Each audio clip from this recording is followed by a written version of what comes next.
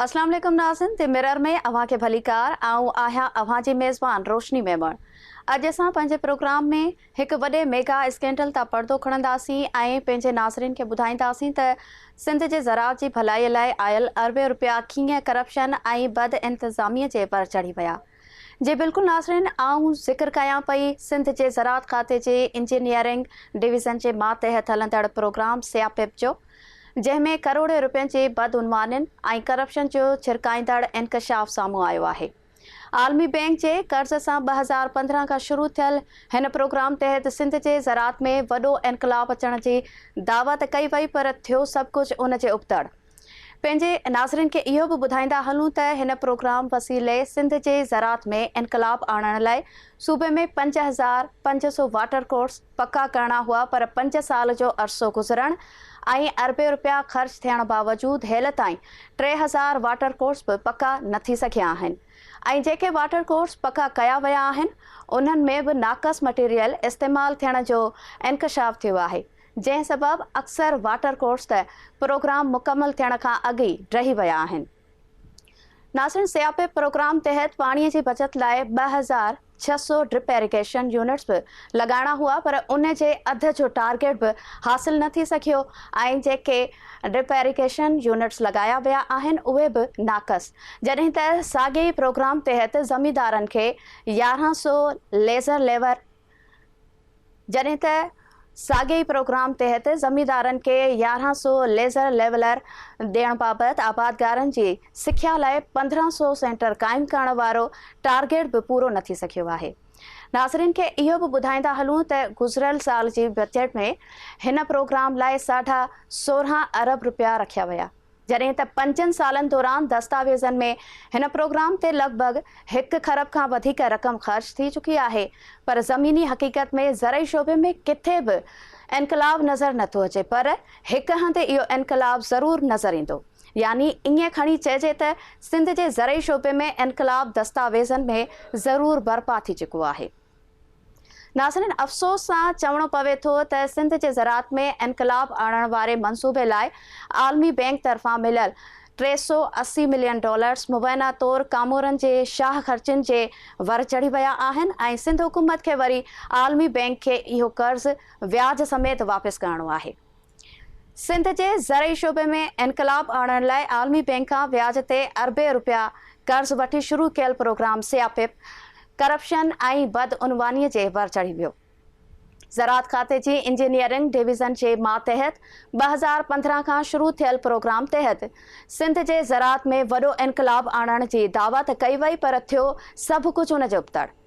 सियापिप programme तहत सिंध जे ज़रई शोबे में इनकलाब आणण लाइ 5500 वाटर कोर्स पक्का करणा हुआ, पर 5 साल जो अरसो गुज़रण ऐं अरबे रुपया ख़र्च थियण बावजूदि हेल ताईं 3000 वाटर कोर्स बि पक्का न थी सघिया। 5 सालनि दौरान जेके वाटर कोर्स पक्का कया विया उन्हनि में बि नाक़स मटीरियल इस्तेमालु थियण जो इंकशाफ, अक्सर वाटर कोर्स त प्रोग्राम मुकमल थियण खां अॻु ई रही पिया। सियापिप प्रोग्राम तहत पाणीअ जी बचत लाइ 2600 ड्रिप इरिगेशन यूनिट्स लॻाइण वारो टारगेट बि हासिल न थी सघियो, जेके ड्रिप इरिगेशन यूनिट्स लॻाया विया उहे बि नाक़स।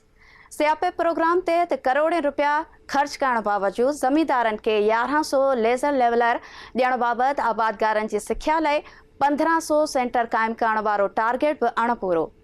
ज़रई शोबे में इनकलाब बर्पा करण वारे प्रोग्राम लाइ गुज़िरियल साल जी भेट में 16.5 अरब रुपया रखिया विया। 5 सालनि दौरान दस्तावेज़नि में हिन प्रोग्राम जे नाले ते लॻभॻि 1 खरब खां वधीक रक़म ख़र्च थी चुकी। सिंध जे ज़रई शोबे में इनकलाब आणण वारे मंसूबे लाइ आलमी बैंक तरफ़ां मिलियल $380 मिलियन मुबैना तौरु सिर्फ़ कामोरनि जे शाह ख़र्चनि जे वर चढ़ी विया। सिंध हुकूमत आलमी बैंक्स खे इहो कर्ज़ व्याज समेत वापसि कंदी। सिंध जे ज़राअत वारे शोबे में इनकलाब आणण वारे इंतिहाई अहम प्रोग्राम सियापिप में बदउनवानी ऐं करप्शन जे छिरकाईंदड़ इंकशाफनि ते ॻाल्हि ॿोल लाइ हैदराबाद स्टूडियो में मौजूदु आहे KTN न्यूज़ जो रिपोर्टर असगर खां वठी। जी असगर, जीअं त प्रोग्राम में मूं शुरू में ई ॿुधायो त सिंध जे ज़राअत में इनकलाब बर्पा करण वारे प्रोग्राम सियापिप में बदउनवानी ऐं करप्शन जो इंकशाफ साम्हूं आयो आहे। प्रोग्राम तहत घुर्बल हदफ़ हासिल न थियण सबबि सिंध जे ज़रई शोबे में तरक़ीअ वारो ख्वाब अञा ताईं ख्वाब ई बणियल आहे। अव्हां नाज़रीन खे ॿुधाइजो त इहो प्रोग्राम कॾहिं शुरू थियो ऐं इन प्रोग्राम शुरू करण जो असल मक़सदु छा आहे? जी बिल्कुल, तव्हांजी वॾी महिरबानी। नाज़रीन खे जी ॿुधाईंदा हलूं त ही प्रोग्राम आलमी बैंक जे कर्ज़ सां 2015 खां शुरू थियो, जेको 2021 ताईं ख़तमु थियणो हुयो। पर जीअं त 2021 में बि ही प्रोग्राम पंहिंजा टारगेट हासिल न करे सघियो, जेकॾहिं हिनखे वधीक 2022 जून ताईं एक्सटेंड कयो वियो। ऐं हिन प्रोग्राम जो असुल मजमूई तौर ते जेको मक़सदु हुयो उहो सिंध जे ज़राअत में ज़रई पैदावार खे वधाइण ऐं घटि में घटि पाणीअ जे इस्तेमाल सां वधि खां वधि ज़मीनुनि खे आबाद करणो हुयो। ऐं जंहिंजे लाइ हिन सॼे प्रोजेक्ट जो जेको सेंट्रल पॉइंट हो उहो पाणीअ जी बचति हो। ऐं पाणीअ जे बचति जे हवाले सां हिन में 3 कंपोनेंट शामिल कया विया। हिकु पहिरियों कंपोनेंट इहो हुयो हिन प्रोजेक्ट जो पाणीअ जे बचति जे लाइ, जंहिंसां इहा दावा कई वई प्रोजेक्ट डॉक्यूमेंट्स मूजिबि त वाटर कोर्स तक़रीबन 5500 वाटर कोर्स खे जे लाइनुनि खे पको करणो हुयो। ऐं उन्हनि सां इहा दावा कई वई प्रोजेक्ट में त 5500 वाटर कोर्स सॼी सिंध जे समूरनि ज़िलनि में तक़रीबन जेको ही प्रोजेक्ट कवर करे पियो, घोटकीअ खां वठी बदीन ताईं नंढनि नंढनि आबादगारनि खे इन प्रोजेक्ट में शामिल करण जी रिथा कई वई त जीअं उन्हनि नंढनि नंढनि आबादगारनि जा जेके वाटर कोर्स आहिनि उहे पका कया वञनि त जीअं उन्हनि जे वटि पाणीअ जी घटि में घटि इस्तेमाल सां वधि खां वधि उपति थी सघे। ऐं पाणीअ जी बचति जे हवाले सां ॿियो जेको हिन जो कंपोनेंट हुयो उहो हुयो ज़मीनुनि खे हमवार करणु। ऐं उनजे लाइ लेज़र लेवलर हिन प्रोजेक्ट में शामिल कया विया, जेके तक़रीबन 1100 लैंड लेवर जेके हुया उन प्रोजेक्ट ते नंढनि आबादगारनि खे सब्सिडी ते ॾियणा हुआ। उन सब्सिडीअ में 55% आबादगारनि खे ॾियणो हुयो, हुकूमत खे प्रोजेक्ट तहत ॾियणो हुयो, जॾहिं त 45% आबादगारनि खे उन लेज़र जी क़ीमत अदा करणी हुई। ऐं नंबर वाटर कोर्स में बि ईअं हो 60% हिन प्रोजेक्ट जो शेयर शामिल करणो हो ऐं 40% हुते एफओस ठाहे लोकल आबादगारनि जी कम्युनिटी ठाहे उन्हनि आबादगारनि खे 40% उन्हनि जो शेयर शामिल करणो हुयो। ऐं उन खां पोइ लेज़र खां पोइ जेको ॿियो पाणीअ जे बचति जो हिन में कंपोनेंट शामिल कयो वियो आहे उहो आहे ड्रिप एरीगेशन। ड्रिप एरीगेशन तक़रीबन 2600 ड्रिप एरीगेशन जा हिनखे प्रोजेक्ट इंस्टॉल करणा विया, जंहिंसां प्रोजेक्ट डॉक्यूमेंट्स में इहा दावा कई वई 2015 में जॾहिं प्रोजेक्ट शुरू थियो त उन सां 35,000 एकड़ ज़मीन आबाद कई वेंदी उन्हनि ड्रिप एरीगेशन जे वसीले। त हिन प्रोजेक्ट में जेको अमरीकी डॉलर जेको हिन वक़्तु थी काथो लॻाईंदो आहे, जेको आलमी बैंक पाक सिंध गवर्नमेंट खे 2 किस्तुनि में ॾिनूं, जेको हिन वक़्तु 11 अरब 92 करोड़ 35 लख 92,324 रुपया जो हिन वक़्तु कर्ज़ बीहे थो, जेको 2 किस्तुनि में आलमी बैंक सिंध गवर्नमेंट खे अदा कयो। त जीअं हिन प्रोजेक्ट में मूं तव्हांखे इहो शुरूअ में बि ॿुधायो त हिन प्रोजेक्ट में हिकु त इहो कर्ज़ हो, उन खां सवाइ सिंध गवर्नमेंट जो पोर्शन हो, उन खां पोइ आबादगारनि जो बि पोर्शन हिन प्रोजेक्ट में शामिल कयो वियो आहे। त इहा मजबूरी तौर ते ही तक़रीबन 1 खरब खां वधीक रक़म थी वञे थी जेका हिन प्रोजेक्ट में इस्तेमालु थी आहे, जंहिंजे में वाटर कोर्स पका करणु, लैंड लेवल लेज़र आबादगारनि खे ॾिना विया आहिनि, उन खां सवाइ ड्रिप एरीगेशन जो सिस्टम लॻायो आहे। पर ज़मीनी हक़ीक़तूं इहे आहिनि त जेके वाटर कोर्स पका थिया आहिनि उन्हनि वाटर कोर्सनि में जेके एफओस ठाहियूं वयूं, उन्हनि एफओस जा जेके रिक्वायरमेंट्स आहिनि उहे सिर्फ़ु कागज़नि में आहिनि, ग्राउंड ते उन्हनि जो को बि वजूद न आहे। ऐं नतीजे में उहे जेके वाटर कोर्स पका थिया उन्हनि वाटर कोर्स में आलमी बैंक जे मयार मूजिबि जेके वाटर कोर्स पका करणा हुआ, वाटर कोर्स उन मयार मूजिबि पका न थी सघिया। ऐं हालत इहा आहे, तव्हांखे ॿुधायां त जेके वाटर कोर्सनि में जेको मटीरियल इस्तेमालु कयो आहे त हिन प्रोजेक्ट ख़तमु थियण जे दौरान ई काफ़ी इलाइक़नि जा बदीन खां वठी घोटकीअ ताईं जिन बि नंढनि आबादगारनि खे उहे वाटर कोर्स पका करे ॾिना विया त उहे वाटर कोर्स में ढही पट थी विया आहिनि। उन खां सवाइ जेको ड्रिप एरीगेशन जो जेको हाई एफिशिएंसी ड्रिप एरीगेशन जो निज़ाम जेको लागू कयो पियो त जीअं पाणी जी वधि खां वधि बचति थिए, उन में बि 45% आबादकारनि जो 55% हिन प्रोजेक्ट मां उनमें शेयर ॾियणो। त उन्हनि जी जेके इक्विपमेंट अंदाज़ा आहिनि उहे लोकल परचेसिंग कई वई आहे, उहे बि उन स्टैंडर्ड मूजिबि न आहिनि ऐं काफ़ी इलाइक़नि में हिकु त उहो टारगेट पूरो न थी सघियो आहे। ड्रिप इरिगेशन जो 26 ड्रिप इरिगेशन जा हिननि खे सिस्टम इंस्टॉल करणा हुआ, पर हिन वक़्तु ताईं उहे तक़रीबन अधु टारगेट 11 सां बि पूरो न थी सघियो आहे उन्हनि जो टारगेट। उन सिर्फ़ु जेके आहिनि लेज़र जेके आहिनि लैंड लेज़र जेके आहिनि उन्हनि वारो टारगेट अचीव कयो वियो आहे, छाकाणि जो उहो हिकिड़ो इक्विपमेंट आबादकारनि खे उनजी डिमांड बि वॾी हुई ऐं उन में बि इहे शिकायतूं आहिनि त उहे बि हिकिड़ा मनपसंदि पंजाब जा ठेकेदारनि खां उहे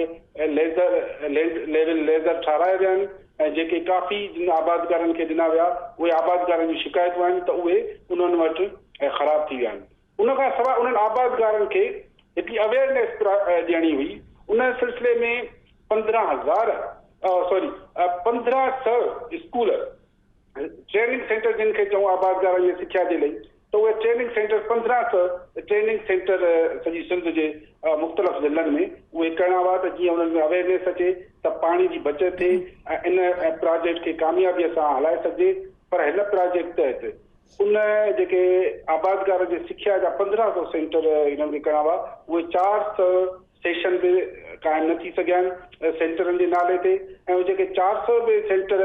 क़ाइमु थिया या जिन में सेशन थिया अवेयरनेस जा उहे बि नाले मात्र हुआ। उन्हनि में बि सिर्फ़ु बजट इस्तेमालु कई वई, पर उन जो ग्राउंड ते को बि असांखे खर्चियल नज़र नथो अचे। नतीजे में सिंध हुकूमत जेको आलमी बैंक खां ही अरबे रुपयनि जो कर्ज़ु खयो त जीअं सिंध में ज़रई इनकलाब आणिजे, उन में मूं तव्हांखे जेको ॿुधायो सियापे जे नाले ते प्रोजेक्ट शुरू कयो वियो, जंहिंजो मक़सदु इहो हुयो त पाणीअ जी घटि इस्तेमाल ते वधि खां वधि ज़रई उपत कजे, पर उहे ॿई टारगेट हासिल न थी सघिया। जी अच्छा असगर, जीअं अवां ॿुधायो त सिंध जे ज़राअत खाते जी इंजीनियरिंग डिवीज़न जे मातहत हलंदड़ प्रोग्राम सियापेप आलमी बैंक खां अरबे रुपया कर्ज़ वठी शुरू कयो हो। हिन प्रोग्राम तहत हेल ताईं केतिरी रक़म ख़र्च थी चुकी आहे ऐं हेल ताईं केतिरा वाटर कोर्स पका कया विया आहिनि? जी मूं तव्हांखे ॿुधायो त ही जो $US जेको कर्ज़ 2 क़िस्तुनि में आलमी बैंक खां वरितो वियो, जेको लास्ट ईयर जून ताईं जेका क्लोजिंग थी पई उन में तक़रीबन 80% आहे उहो लोन ख़र्च थी सघो हो। सिर्फ़ु 20% जेको अमाउंट हो उहो लास्ट ईयर ताईं रहियो पिए, जंहिंजे करे 6 महीननि जी वधीक एक्सटेंशन जून 2022 ताईं वधीक वरिती वई ऐं हिन वक़्त ताईं जेका पोज़ीशन आहे हिन वक़्त ताईं उहो सॼो अमाउंट उन जो ख़र्च थी चुको आहे तक़रीबन। बाक़ी कुझु जेको अवेयरनेस जे हवाले सां जेको उनजो पोर्शन आहे उन पोर्शन में कुझु अमाउंट जेको ख़र्च न थी सघियो आहे। बाक़ी तक़रीबन लैंड लेवल लेज़र हुया, वाटर कोर्स आहे। जेको वाटर कोर्स मूं तव्हांखे ॿुधायो त हिननि खे 5500 वाटर कोर्स पका करणा हुआ कम्यूनिटी जे हवाले सां। ऐं ॿी तव्हांखे आउं तमामु हैरत अंगेज़ ॻाल्हि ॿुधायां त जेके वाटर कोर्स हिननि खे ज़मीनुनि अंदरि आबादकारनि जे ज़मीनुनि में जेके वाटर कोर्स आहिनि उहे जेके हिननि खे डिज़ाइन करणा हुआ, उन्हनि जो जीअं त एरीगेशन जा मेन वाटर हूंदा आहिनि उन्हनि सां उन्हनि जो लिंक हूंदो आहे, त एरीगेशन खां उहे वाटर कोर्स पका करण खां अॻु हुननि खे NOC वठणी हूंदी आहे। त घोटकीअ मां इहे शयूं साम्हूं आयूं आहिनि त घोटकीअ में हिननि नारा केनाल ते वाटर कोर्स पका जेके करण जो प्रोजेक्ट शुरू कयो आहे उन में हुननि एरीगेशन डिपार्टमेंट खां NOC वठण खां सवाइ, छाकाणि त जेके ज़मीनदारनि जो पाणीअ जो शेयर हुजे थो उहो उनजो निज़ाम एरीगेशन वटि हूंदो आहे रिकॉर्ड, त उन हिसाब सां उन्हनि आबादकारनि खे वाटर कोर्स पका करे ॾियणा हूंदा आहिनि। त उन करे एरीगेशन जो जेका NOC हूंदी आहे लाज़मी हूंदी आहे। त एरीगेशन खाते उन हवाले सां हिकु अहम ऑब्जेक्शन उथारियो आहे घोटकी ज़िले अंदरि त जेके सियापे प्रोजेक्ट वाटर कोर्स आबादकारनि खे पका करे पिया ॾिना वञनि। हिकु त उन्हनि जो उहो पोर्शन त उन्हनि में जेको मटीरियल इस्तेमालु थिए पियो, छाकाणि त जेकॾहिं आबादकारनि जी पार्टिसिपेशन जेको 40% आहे उहो पोर्शन उन में न पियो शामिलु थिए। सिर्फ़ु जेको 60% हिन प्रोजेक्ट जो कास्ट आहे उन तहत ई उहे वाटर कोर्स पका पिया थियनि। त ज़ाहिर आहे जेको आबादकारनि जो एफोर्ड नाले मात्र ठाहियूं वयूं आहिनि त उन्हनि खे आजो करे कयो वियो आहे, उन्हनि जो ख़र्च न पियो थिए, उन्हनि खे सिर्फ़ु लेबर ॾियणी आहे। लेबर त उहे ॾियनि पिया जेका 40% जी अचे थी, पर हिन प्रोजेक्ट जा जेके अमलदार आहिनि उहे 60% वारो जेको ख़र्च उन्हनि खे करिणो आहे उन में वॾे पैमाने ते जेको मटीरियल इस्तेमालु कयो वञे उहो अहिड़ो मटीरियल नाक़िस मटीरियल आहे जेको वाटर कोर्स काफ़ी इलाइक़नि में जेके गुज़िर साल बरसातूं थियूं उन्हनि बरसातुनि में उन्हनि वाटर कोर्स ज़बून हाल थिया आहिनि। केतिरनि इलाइक़नि मां इहे कंपनियूं आहिनि त उहे वाटर कोर्स डही पिया आहिनि। त मजमूई तौर ते हिन वक़्त ताईं जेका सूरत हाल आहे वाटर कोर्स जी उहे 3000 वाटर कोर्स सॼी सिंध जे समूरनि ज़िलनि में हिन प्रोजेक्ट तहत पका न थी सघिया आहिनि। जी अच्छा असगर, जीअं अवाम ॿुधायो ऐं असां वटि बि इहे ई ख़बरूं आहिनि त 3000 जे लॻभॻि जेके वाटर कोर्स ठाहिया विया आहिनि उन्हनि मां अक्सर मुबैना तौरु नाक़स मटीरियल जे इस्तेमालु सबबु प्रोग्राम मुकमल थियण खां अॻु ई रही पिया आहिनि। छा अहिड़े छिरकाईंदड़ मामले जी का जांच वग़ैरह थी सघी आहे या हीउ किस्सो जीअं शुरू थियो आहे उअं ई हलंदो पियो अचे? हा जी बिल्कुलु, तव्हां तमामु अहम ॻाल्हि कई त हिन प्रोजेक्ट तहत जेका बि जाती थी आहे सिंध जे ज़राअत जे नाले ते, सिंध जे ज़राअत में ज़रई इनकलाब आणण जे नाले में, पर हिन वक़्त ताईं कंहिं बि क़िस्म जी कंहिं बि इदारे पारां हिन ते जांच वग़ैरह न वरिती वई आहे। ऐं तव्हांखे ॿुधायूं त हीउ जेको ऑन फार्म वाटर मैनेजमेंट जी जेको एग्रीकल्चर जे इंजीनियरिंग तहत हले थो उन में 2003 खां वठी वाटर कोर्स पक्का करण जा मुख़्तलिफ़ प्रोजेक्ट शुरू थिया आहिनि। हीउ सियापे पे 2015 खां शुरू थियो आहे। उन खां अॻु में 2003 में मुशरफ दौर में नेशनल प्रोग्राम जे नाले सां शुरू थियो। उन में बि अरबें रुपया वाटर कोर्स जे नाले ते इस्तेमालु कया विया ऐं उहे ख़र्च कया विया, पर ग्राउंड ते उहो कुझु बि न हुयो। ऐं हिन में अहिड़ी करप्शन ऐं बदनवानी अहिड़े तरीक़े सां थिए थी छाकाणि त वाटर कोर्स जीअं त उन्हनि जो इस्तेमालु आबादगारनि जी पार्टिसिपेशन आहे, उन्हनि जो बि शेयर थिए थो, त उन में हिकिड़ो ट्रेस करणु उन जे के इदारनि जे हवाले सां जेका रिपोर्टिंग थिए थी जेका इदारा कनि था ख़ासि तौर ते सियापे प्रोजेक्ट तहत जो कंहिं इदारे खे उहे जेके एफओज़ वेठियूं आहिनि एफओज़ खे हू चवनि था बाबा हिन में 40% तव्हांजो शेयर शामिलु करिणो आहे। हालांकि उहो जेको 40% हुननि जो शेयर आहे उहो लेबर चार्ज आहे, उहो अॻु ई हू कनि था, पर आबादकारनि ते इहो तासुर ॾिनो थो वञे त उहो 40% तव्हां वारो शेयर तव्हांखे असां स्किप था करियूं, तव्हां हिन 60% मां ठाहियो। त ॾिठो वियो आहे त उहो 60% उन्हनि वाटर कोर्स ते इस्तेमालु नथो थिए। उहो नतीजे में इहो थो निकिरे त हिन वक़्त ताईं काफ़ी इलाइक़नि मां कंप्लेन बि आयूं आहिनि ऐं गुज़िर साल इन हवाले सां हिकु सिंध हाई कोर्ट में पिटीशन बि दाख़िल थी हुई, पर उहो पिटीशन ते जिन पिटीशनर दाख़िल कई उहा वापसि वरिती ऐं पर हिन वक़्त ताईं इन ते बाज़ाब्ता तौर ते कंहिं इदारे पारां बदलनि जी जांच जो सिलसिलो शुरू न थी सघियो आहे। जी असगर, असांजे नाज़रीन खे इहो ॿुधाइजो त हिन साॻे प्रोग्राम यानी सियापे तहत पाणीअ जी बचत लाइ 2600 ड्रिप इरिगेशन यूनिट्स बि लॻाइणा हुआ। उन्हनि जो छा थियो? ड्रिप इरिगेशन निज़ाम लॻाइण सां ज़रई पैदावार में केतिरो इज़ाफ़ो थियो आहे ऐं पाणीअ जी केतिरी बचत थी आहे? हा जी बिल्कुलु, तव्हांखे ॿुधायो त ड्रिप इरिगेशन जेका हिनखे लॻाइणी हुई high efficiency drip irrigation system जे हवाले सां ई हिनखे जो नालो ॾिनो वियो आहे हिन प्रोजेक्ट तहत। ऐं इन प्रोजेक्ट में जेको मेन शइ जेको थीम हो त उहो नंढनि आबादगारनि खे 15 एकड़ 20 एकड़ जे आबादगारनि खे ड्रिप इरिगेशन सिस्टम लॻाए ॾियणो हुयो। पर इन जी जेका सिलेक्शन थी आहे इन सिलेक्शन में बि वॾियूं बदनवानियूं आयूं आहिनि ऐं नंढनि आबादगारनि शिकायतूं कयूं आहिनि त उन्हनि जा नाला इन में शामिलु न कया विया आहिनि। जेको सिलेक्शन जो जेको तरीक़ेकार हिन में कयो वियो आहे उन में पिणु सिफ़ारिश हली आहे, उन में पिणु पिक एंड चूज़ वारो तरीक़ेकार हलियो आहे। पसंदि ऐं नापसंदि वारे तरीक़े तहत इहे ड्रिप इरिगेशन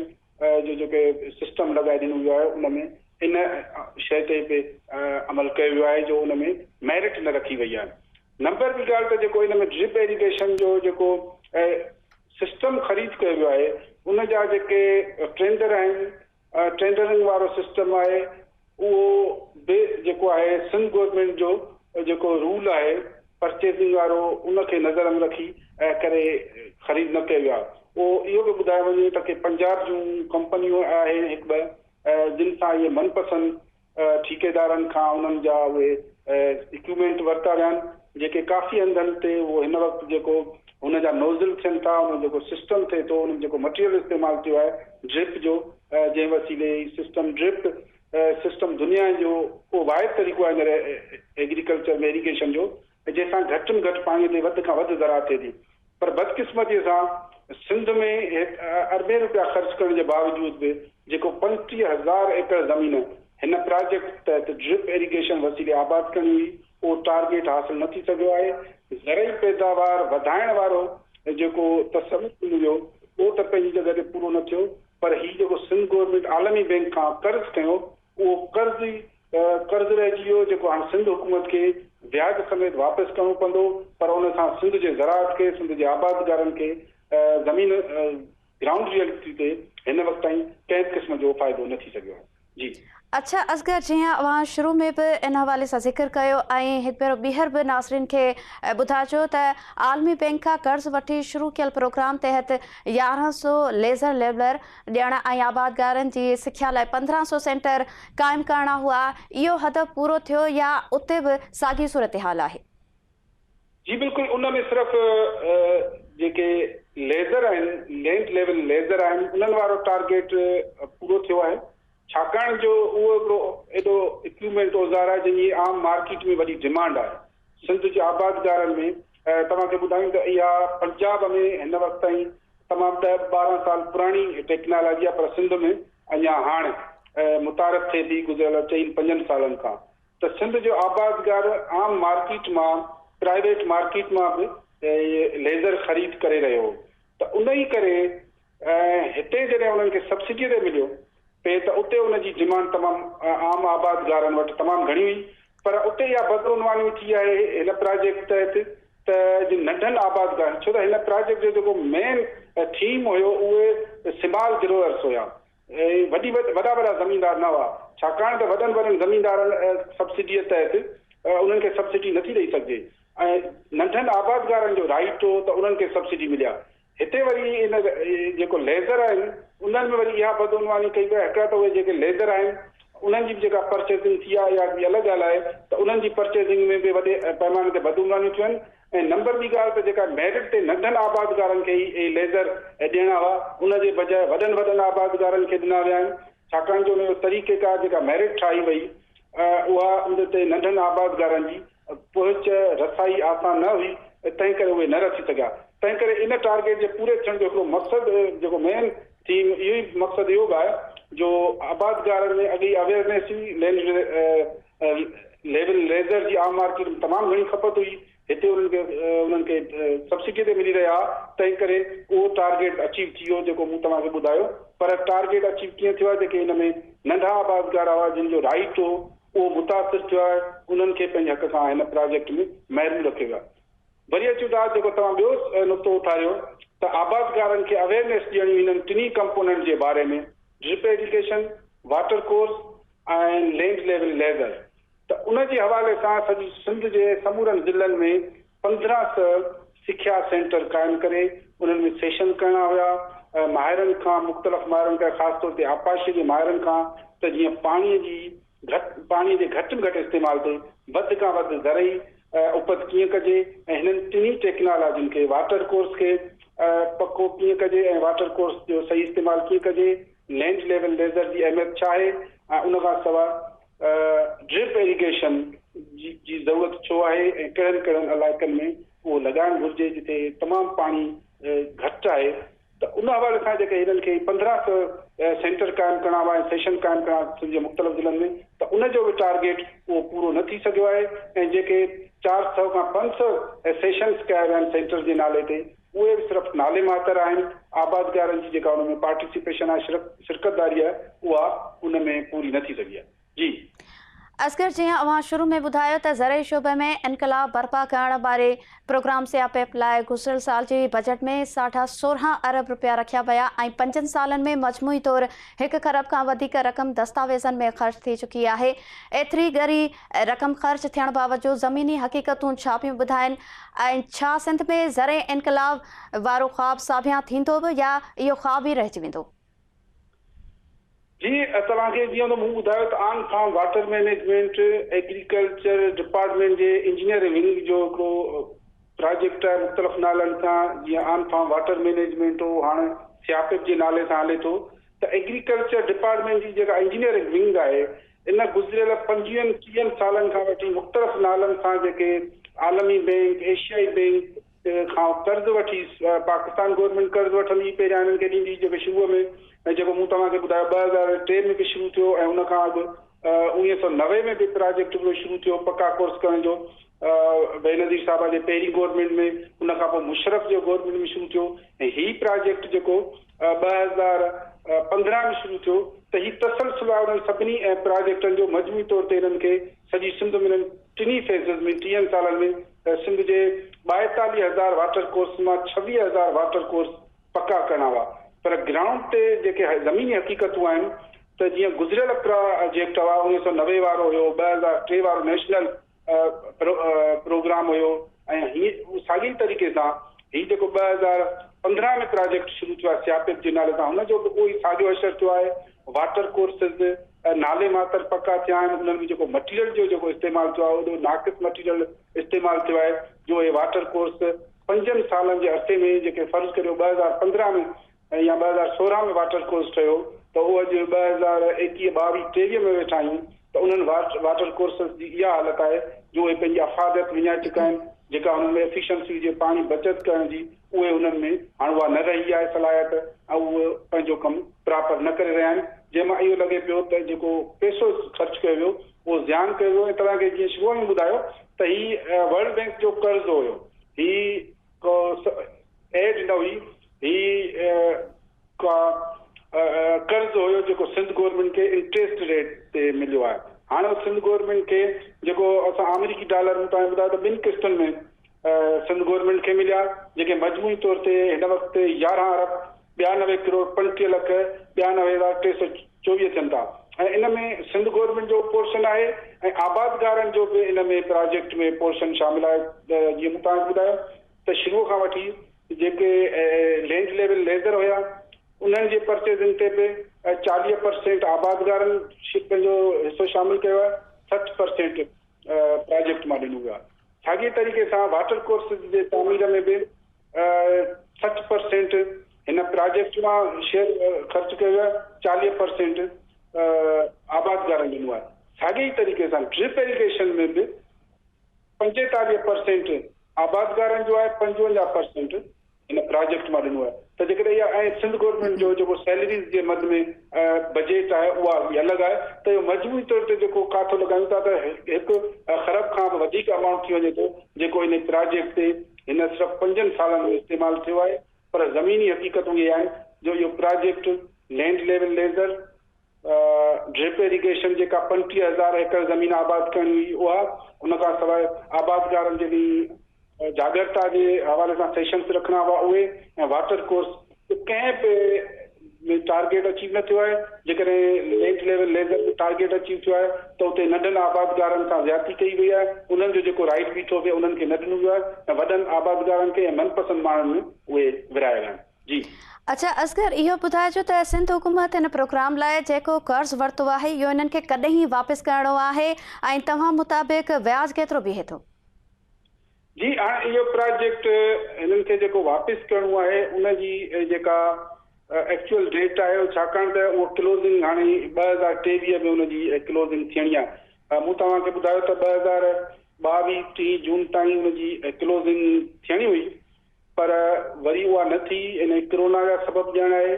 ऐं ॿिया मुख़्तलिफ़ सबब ॼाण आहे, उन में एक्सटेंशन वरिती वई आहे। त हाणे जीअं ई उनजी क्लोज़िंग डेट थींदी उहा ॾिसजे त हाणे जून 2023 में थी बीहे, छाकाणि त मूं तव्हांखे ॿुधायो त जेके हिननि खे अवेयरनेस जा जेके सेशन्स हुया या जेके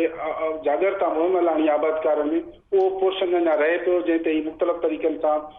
मुहिमबाज़ी कई वञे थी, पंफलेट बैनर्स आबादगारनि जे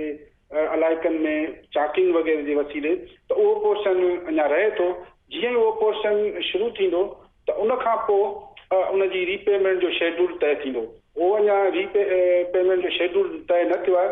बाक़ी जेको इंट्रेस्ट रेट आहे उहो interest rate Pakistan government world bank खां जिन शर्तनि ते जिन रेट्स ते लोन वठे थी उहे साॻे ई रेट हिन कर्ज़ ते बि अप्लाई थींदा। जीअं त तव्हांखे ख़बर आहे त जेका मुल्की मुआशी सूरत हाल त डॉलर डे बाय डे वधी रहियो आहे, त हीउ डॉलर जीअं छाकाणि त हीउ आलमी बैंक डॉलर्स में लोन ॾिनो आहे। त हाणे उहो जेको कर्ज़ फ़र्ज़ु करियो 11 अरब हुयो उहो कर्ज़ हिन वक़्तु जेका डॉलर जी प्राइस या जेका 5 महीननि खां पोइ साल खां पोइ जेका डॉलर जी प्राइस बीहंदी उन सूरत में उहो कर्ज़ वापसि करणो पवंदो। इंट्रेस्ट रेट बि वरी उन शरह सां लागू थींदो। इहो तमामु वॾो अमाउंट आहे जेको आलमी बैंक खां कर्ज़ वठी सिंध में ज़रई इनकलाब आणण जे नाले ते इस्तेमालु कयो वियो, जेको ग्राउंड ते उनजो कुझु बि न आहे ऐं ग्राउंड ते उनजा जेके नतीजा आहिनि उहे हासिल न थी सघिया आहिनि, जंहिंजो गैर सिधी तरह अण सिधी तरह उनजो भार सिंध जे सॼे आवाम ते पवंदो, छाकाणि त सिंध गवर्नमेंट इहे जेके पैसा लोन अदा कंदी उहा पंहिंजे बजट में ई कटणंदी ऐं बजट मां कटणंदी त यकीनन उनजो नतीजो हर सिंध जे आवाम ते पवंदो ऐं सिंध जे माण्हूअ खे भोगणो पवंदो। ठीकु आहे असगर, अवां जी वॾी महिरबानी। नाज़िन, सिंध में ज़रे इनकलाब आणण वारे अहम मौज़ू ते असां पंहिंजे रिपोर्टर असगर खानोटी सां तफ़सीली इन हवाले सां ॻाल्हि ॿोल बि कई आहे, कोशिशि बि कई आहे त पंहिंजे नाज़रीन खे समूरनि हक़ीक़तुनि खां आगाह कयूं। असां कोशिशि कई त हिन समूरी सूरत हाल ते ज़राअत खाते जे लाॻापियल अख़्तियारनि जो मौक़िफ़ बि साम्हूं अचे। उन लाइ असां ज़राअत खाते जे सेक्रेटरी काज़ी एजाज़ महेसर, ज़राअत खाते जे डायरेक्टर जनरल नतीम शाह ऐं हुन प्रोग्राम यानी सियापेप असां सलाहियल आगा रफ़ीक सां बि राब्ते जी कोशिशि कई ऐं समूरनि शयूं खेनि लिखत में उमाड़ियूं। उन बावजूदि संदन को बि मौक़िफ़ साम्हूं न अची सघियो आहे। हाणे बि उहे प्लेटफॉर्म ज़राअत खाते जे लाॻापियल अमलदारनि लाइ हाज़िर आहे,